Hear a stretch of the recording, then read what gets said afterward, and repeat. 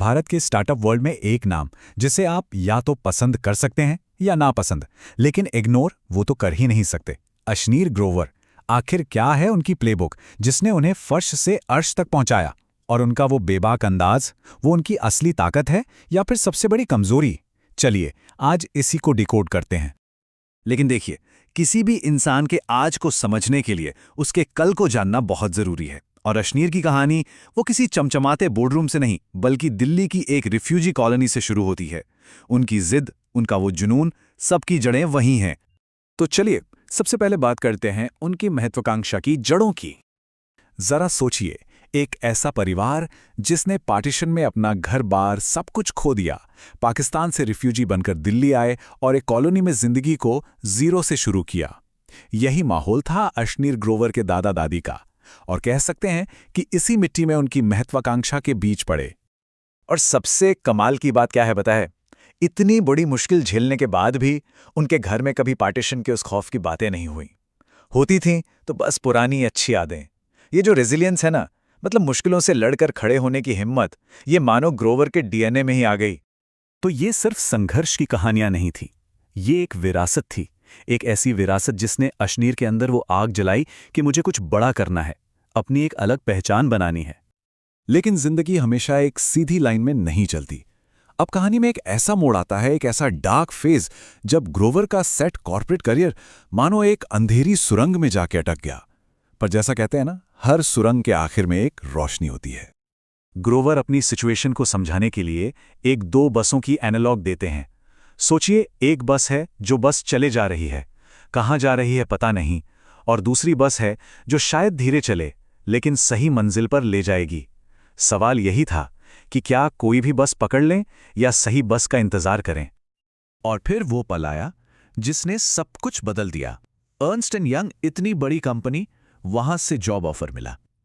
लेकिन ग्रोवर ऑफिस गए और सिर्फ 15 मिनट में बाहर आ गए। उन्हें अंदर से ये फीलिंग आ गई थी कि ये जगह, ये रास्ता उनके लिए है ही नहीं। उनके अपने शब्दों में, मुझे अंदर से आवाज आ रही है कि मेरा कॉर्पोरेट करियर खत्म हो चुका है। ये सिर्फ एक ख्याल नहीं था, ये एक यकीन था। उन्हें पता चल गया था कि कॉर्पोरेट लैडर चढ़ने का गेम अब ओवर हो चुका है। और शायद यही उनकी कहानी का सबसे बड़ा टर्निंग पॉइंट था। ग्रोवर कहते हैं कि अगर वो कुछ कदम पीछे नहीं हटते तो वो भारत पे के साथ इतनी तेजी से आगे कभी नहीं बढ़ पाते। मतलब वो डार्क फेस कोई फेलियर नहीं था, बल्कि एक लॉन्च पैड था। तो इस नई क्लैरिटी के साथ शुरू हुई भारत पे की कहानी, एक ऐसे एम्पायर की कहानी जिसने फिनटेक की दुनिया को बदल कर रख दिया। और आइडिया इतना सिंपल था कि हैरान कर दे। एक यूनिवर्सल क्यूआर कोड, मतलब कोई भी ऐप से पेमेंट करो, एक ही कोड पर आएगा, और दुकानदारों के लिए बिल्कुल फ्री। ये एक ऐसा मास्टर स्ट्रोक था जिसने मार्केट के सारे पुराने खिलाड़ियों को चौंका दिया। लेकिन जाहिर है, जब आप मार्केट के बड़े बड़े प्लेयर्स को सीधी टक्कर देंगे तो मुश्किलें तो आएंगी ही। पेटीएम और फोनपे जैसी कंपनियों ने भारत पे पर उनके ब्रांड नाम को लेकर ही केस कर दिया। पर आइडिया में दम था और इन्वेस्टर्स को ये बात समझ आ गई। शुरुआती दिक्कतों के बावजूद पहली सीड फंडिंग मिली $7.5 लाख की, और यहीं से सफर शुरू हुआ। और इसके बाद जो रफ्तार पकड़ी वो देखने लायक थी।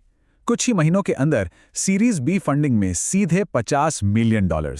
अब यह साफ हो चुका था कि भारत पे सिर्फ एक और स्टार्टअप नहीं है, बल्कि फ्यूचर है।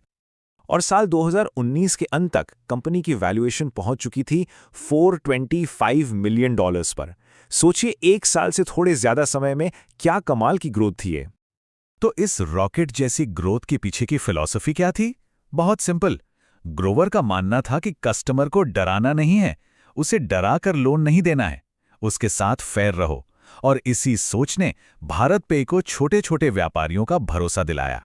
तो इस पूरे सफर से जो ग्रोवर फिलॉसफी निकल कर आती है, चलिए उसके कुछ की पॉइंट्स को समझते हैं। तो ग्रोवर की प्लेबुक के कुछ मेन सिद्धांत क्या हैं? पहला, प्रोडक्ट सिंपल बनाओ। दूसरा, बेचने से ज्यादा उसे लोगों तक पहुंचाने यानी डिस्ट्रीब्यूशन पर फोकस करो। तीसरा, खर्चे एकदम कंट्रोल में रखो। चौथा, फेक मत बनो, अपनी कहानी खुद बताओ। और पांचवा, सादगी, क्योंकि सादगी से ही भरोसा बनता है। ये कुछ ऐसे प्रिंसिपल्स हैं जो किसी भी आइडिया को बड़ा बना सकते हैं। तो ये पूरी कहानी एक बड़ा सवाल खड़ा करती है। जब मुश्किलें आती हैं तो क्या उनसे भागा जाए या उन्हें ही आगे बढ़ने की सीढ़ी बना लिया जाए? अश्नीर ग्रोवर का सफर तो हमें दूसरा रास्ता ही दिखाता है। तो आखिर में इस पूरी कहानी का सबसे बड़ा टेकअवे क्या है? शायद यही कि कामयाबी कोई सीधी सपाट सड़क नहीं है। ये तो फेलियर्स को स्टेपिंग स्टोन बनाने की कला है और अपनी जिद को, अपने जुनून को अपना सबसे बड़ा हथियार बनाने का नाम है।